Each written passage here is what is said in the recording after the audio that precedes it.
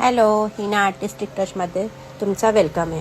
तुम्ही बघू शकता माझी ही ऑनलाईन स्टुडंट कालच तिचं ॲडमिशन केलं. त्यानंतर तिने फक्त मला दाखवले की मॅडम मी कशी करू. काल मी तिला सांगितलं तू सामान आणलंय, तू आजच्या दिवस करू नको. ती म्हणे मी तरी पण ट्राय करते. म्हटलं ठीक आहे. मी एक व्हिडिओ तिला पाठवली.